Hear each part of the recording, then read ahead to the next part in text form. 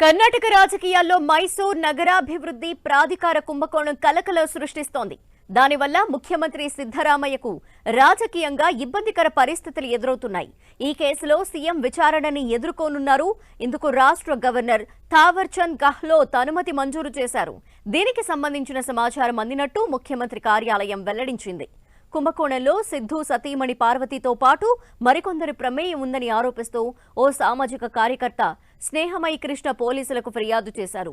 సిద్ధరామయ్య ఆయన సతీమణి ఇతర అధికారులు అక్రమాలకు పాల్పడ్డారని ఆరోపించారు.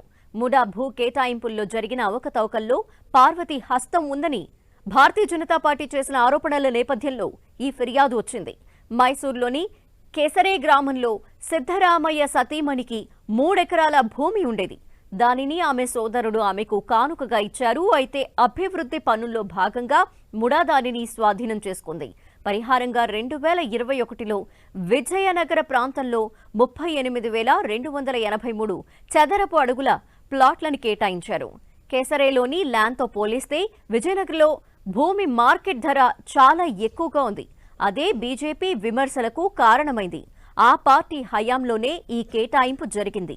దీనిపై గతంలో సిద్ధరామయ్య మాట్లాడుతూ తనకు తన రాష్ట్రానికి వ్యతిరేకంగా కమలం పార్టీ కుట్ర పన్నిందని దుయ్యపట్టారు.